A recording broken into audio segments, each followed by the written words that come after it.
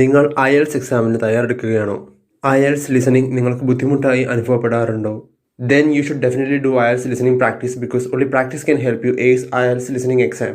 ഈ ചാനലിലുള്ള IELTS listening videos practice ചെയ്യുക. നിങ്ങളുടെ സ്കോർ ഇൻക്രീസ് ചെയ്യുന്നത് വരെ പ്രാക്ടീസ് ചെയ്തുകൊണ്ടിരിക്കുക. If the IELTS listening test video seems a bit difficult for you, then the only key is to continuously do it till it becomes easy. Stay subscribed to this channel for more IELTS listening videos. ഓരോ IELTS listening video ചെയ്ത് കഴിയുമ്പോഴും നിങ്ങൾക്ക് കിട്ടുന്ന score താഴെ comment ബോക്സിൽ comment ചെയ്യുക.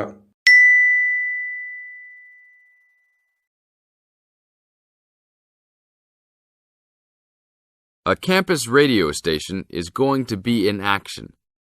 An interviewer is interviewing a man from the university for the survey.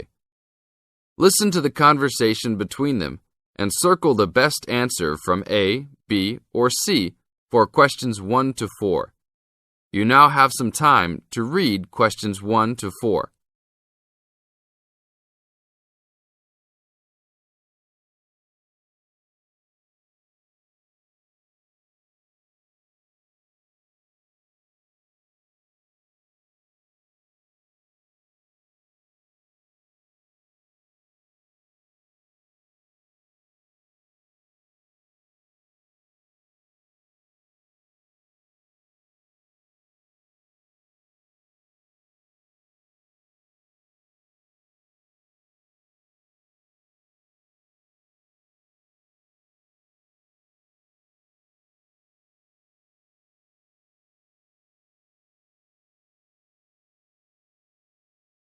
Now, we shall begin.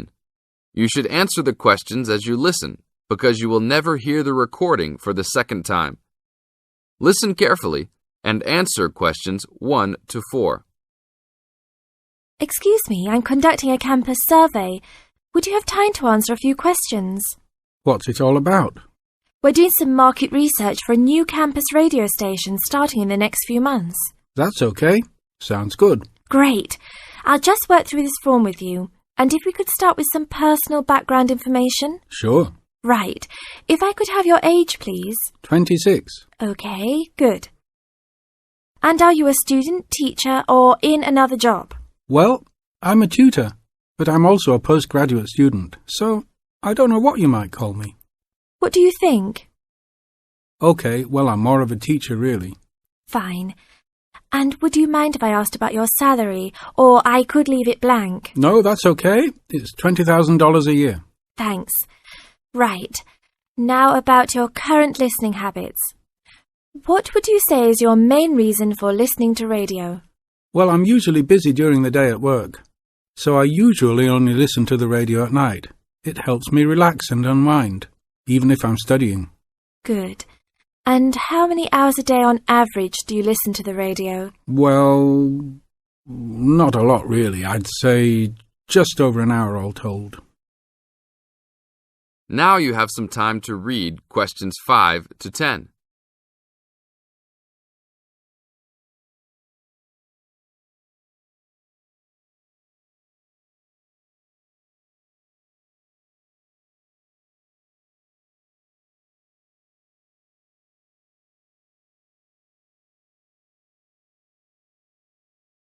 Now listen to the second part of the interview and answer questions 5 to 10. So, what are the two main times of the day that you listen to the radio? Well, for a little while around breakfast time, and then it tends to be later, after dinner, when I've finished any serious work I need to do. And what sort of radio programs do you like? I like the news, but I also like classical music. It helps me to relax. Fine. And turning to the new campus station, which type of programs would you prefer? I think the existing radio stations cater for my need for news. So I'd like to see programs about local information, providing a service to the campus community. And in the same vein, perhaps more for academic viewers, some lectures or relevant programs. I see. And if you had to give the new director some specific advice when they set up the station, what would you tell them? I think I'd advise them to be careful about the quality of the broadcasts. The sound system. There are a lot of radio stations and people can change their loyalty quickly if it doesn't meet their needs. I think they should do more of these kinds of interview too, talking with existing and potential customers. Oh, I'm pleased you think it's useful. Certainly, yeah. Good. Now, this station will not be fully funded by the university. So how often do you think it is tolerable to have adverts? I think, out of that list, I'd say every quarter of an hour. Of course, that's providing they don't last for 10 minutes each time. Oh, quite. And are you interested in attending any of the special promotions for the new station? Yes, I'd be happy to, as long as they're held on the campus or nearby. OK, I'll note that down. And finally, may we put you on our mailing list? Well, I prefer not, except for the information about the promotions you just mentioned. OK. Can I have your name and address? Of course. I have a card I can give you. Oh, great. And thanks a lot for your time, and we look forward to seeing you. Yeah, sure. Thanks. That is the end of part 1. You now have half a minute to check your answers.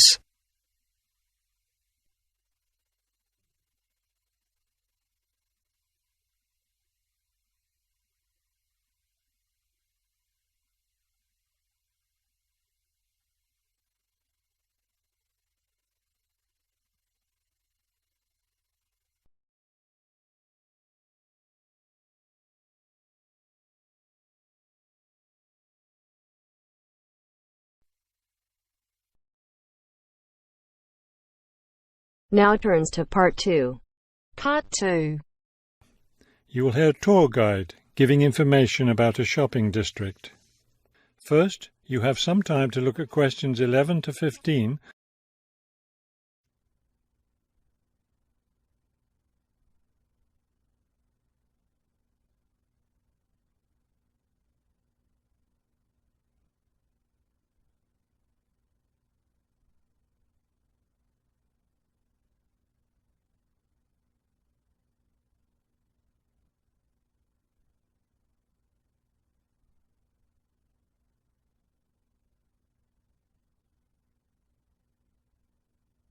As you listen to the first part of the talk, answer questions 11 to 15. This afternoon, we'll visit the city's shopping district. Several blocks in the area are closed to car traffic, and I know you'll enjoy walking around there. I'd like to give you an overview of the district now, since you'll be on your own once we get there. You'll see on this map here that the shopping district consists of 2 streets, Pear Street, which runs north and south, and Cherry Street, which crosses Pear Street right here. Let's start our tour here on Pear Street, where the star is. This star marks the Harbor View bookstore. It's very popular among locals as well as tourists. You can buy a range of books of local interest, as well as a variety of magazines and newspapers. It's directly across the street from the city library, which is also worth a visit. It's in one of the oldest buildings in the city and contains, among other things, an interesting collection of rare books. Now, moving up Pear from the bookstore toward Cherry, the next building on the left is the Pear Cafe. You'll notice it's right on the corner of Pear and Cherry Streets.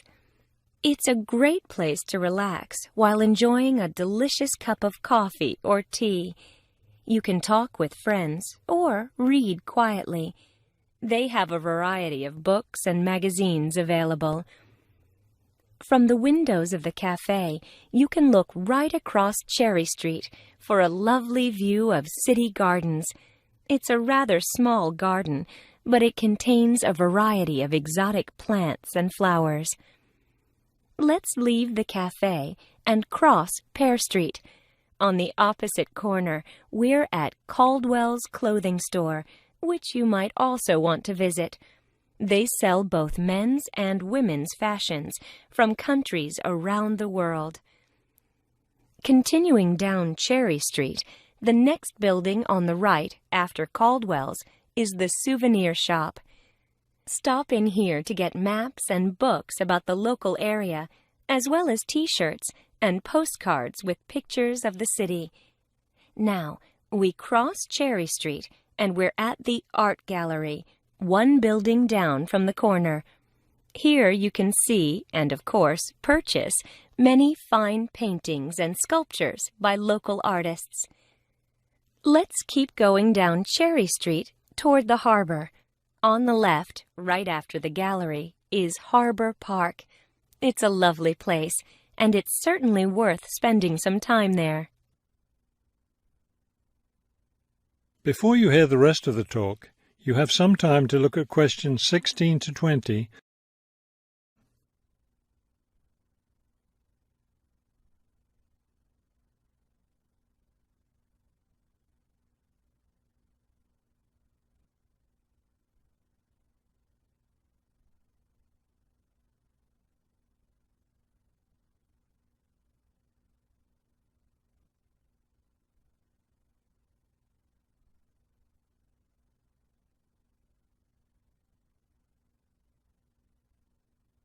Now listen and answer questions 16 to 20. Harbor Park was built on land donated to the city by Captain Jones, a lifelong resident of this city. Captain Jones designed the park himself, and it was built in 1876. Exactly in the center of the park, a statue of Captain Jones was erected, and it's still standing there today. It shows Captain Jones on the bow of his ship. After viewing the statue, you can follow the path that goes through the woods just behind. It will lead you to a lovely garden, in the middle of which is a fountain. This is a nice place to enjoy a few quiet moments. If you still feel like walking, continue on to the far end of the garden. There, you'll find a wooden staircase, which will take you down to the harbor. You might enjoy the view of the boats from there. There's also a walking path along the water, which will eventually bring you back up to Cherry Street. You can see that there's plenty to do in this part of the city. The bus leaves at 1:30. That is the end of part 2. You now have half a minute to check your answers.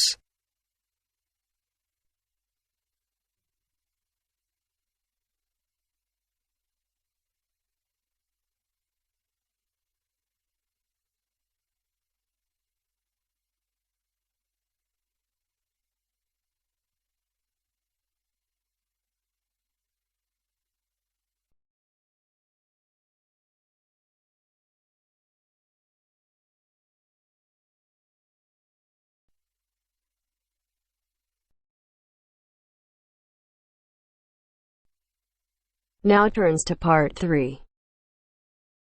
Part 3. I have with me today Matthew East, a registered osteopath and a supporter of alternative techniques in healthcare. Matthew, can you tell us more about osteopathy? First, you have some time to look at questions 21 to 26.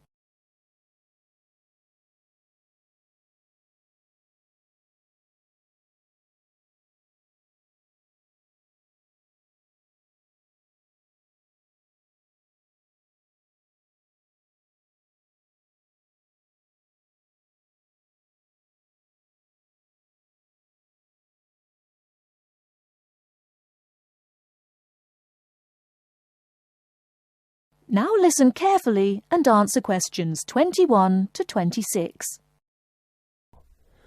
Over the past 50 years, there have been some radical changes in medicine as it is known in the West.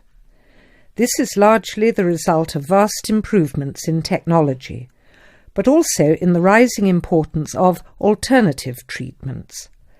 I have with me today Matthew East, a registered osteopath and a supporter of alternative techniques in healthcare. Matthew, can you tell us more about osteopathy? Well, perhaps the first thing I should say is that the term alternative is actually a little misleading, as I am referring to approaches and attitudes to health that were in common use long before Western medicine was established. I prefer the term natural.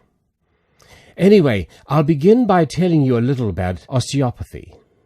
Basically, osteopathy is the manipulation of muscles in order to alleviate stresses and tensions that lead to pain.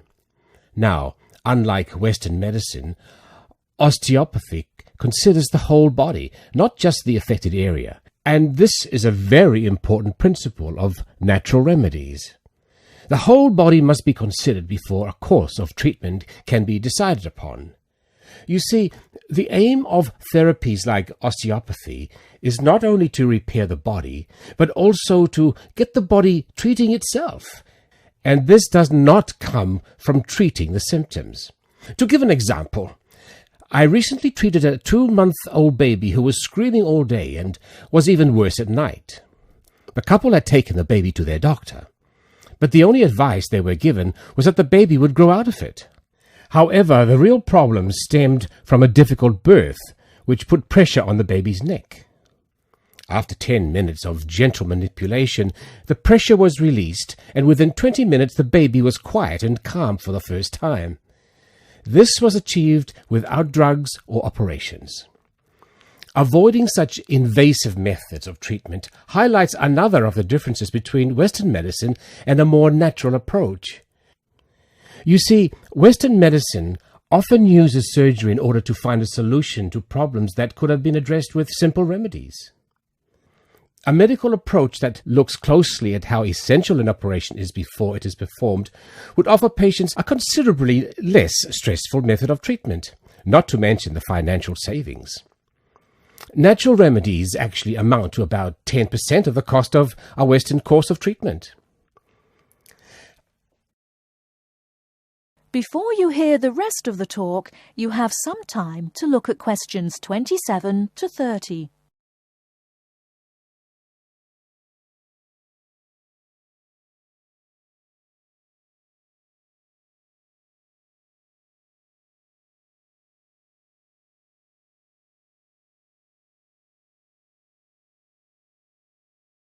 Now listen and answer questions 27 to 30. I'd like to mention the subject of surgery again a little later, but I would like to say at this point that there are those that claim that the benefits of osteopathy and herbal therapies are largely psychological, that they have not undergone the clinical trials that pharmaceuticals have. To answer that, you only need to look at the example I gave earlier of the baby that stopped crying less than an hour after treatment, but was obviously far too young to react because of purely psychological factors. Another example can be seen in the successful use of acupuncture in the treatment of animals. In response to criticism regarding clinical trials, it is worth noting that the power of pharmaceutical companies is such that, although some drugs fail the standards required of them, they are sometimes still prescribed by doctors. Moving on to another point, it should be stressed that natural remedies, in addition to having no side effects, can also be applied to any patient. Now, I'm not suggesting that the same treatments are used indiscriminately. Although natural remedies can be used with any age group, the treatment selected is very specific to the person. By this I mean that not only the general health of the patient needs to be considered, but also their habits, diet, and lifestyle in order to build a complete picture.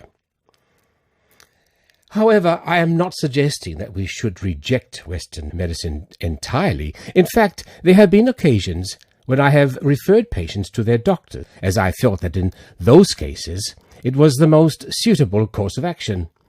There are many situations in which it is by far the best option.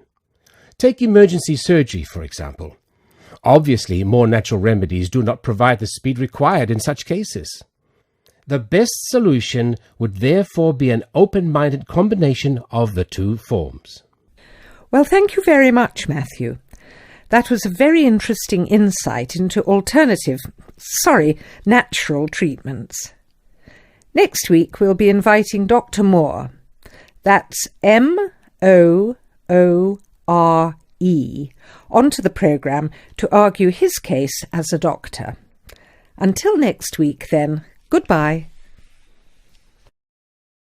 That is the end of part 3. You now have half a minute to check your answers.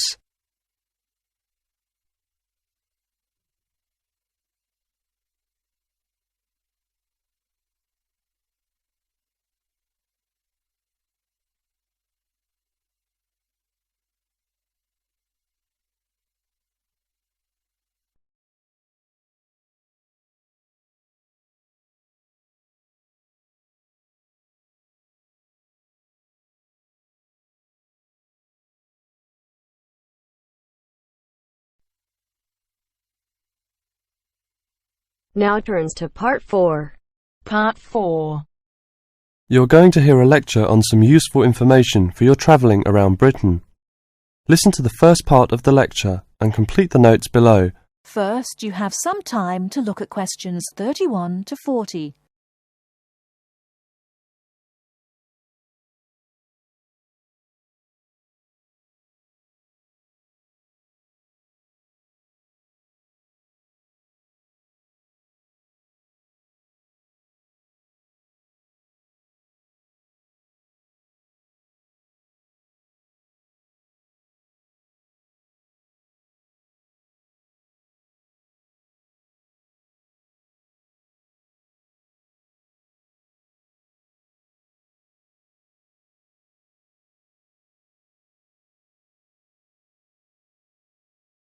Now listen carefully and answer questions 31 to 40.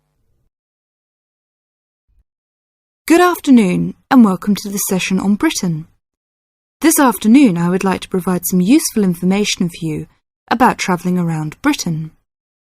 Britain has over 700 tourist information centres. You will find them at major ports, airports, stations, historic landmarks and towns and holiday centres. So just look out for this sign that says Tourist Information. The staff will be able to answer your holiday queries as well as provide essential maps, guides and brochures. Tourist information centres at major ports and airports in London and addresses of British Tourist Authority European offices are all listed on the Tourist Information Centres. Now let's talk about the telephone in Britain. You know, Britain is well supplied with public telephones. Street kiosks take 10-pence coins. In city centres, mainline railway stations, airports, and central London underground stations, payphones and card phones are in operation. For the latter, small plastic phone cards are used, and these come in 10, 20, 40, 100, and 200 units, and can be bought at post offices, news kiosks, station bars, and shops where the green and white card phone sign is displayed. When using the different public telephone systems, make sure you read the dialling instructions carefully. Now, let's see the banks in Britain. There are 24-hour banks at London's 2 main airports. One is Heathrow and the other is Gatwick. Otherwise, banks are normally open from 9:30 to 15:30 hours, Monday to Friday. Barclays Bank and National Westminster Bank offer a Saturday morning service at some of their branches. National Jaro Bank has 42 bureaux de change located in post offices throughout the country in main tourist areas. Opening hours are 9 o'clock to 17:30 weekdays, 9 o'clock to 12:30 Saturday mornings. One exception to this is the Trafalgar Square office, whose opening hours are 8 o'clock to 20 o'clock weekdays and Saturdays, and 10 o'clock to 17 o'clock on Sundays. The Bureau de Change services are available to overseas visitors. Visitors can change their money there. You can also change money at Bureau de Change, large hotels, department stores, and travel agents. Be sure to check in advance the rate of exchange and the commission charged, as these vary considerably. Wherever possible, you are advised to use a bank or Bureau de Change, which conforms to the BTA Code of Conduct. In most cases, this is indicated by display of the code. That is the end of part 4. You now have half a minute to check your answers.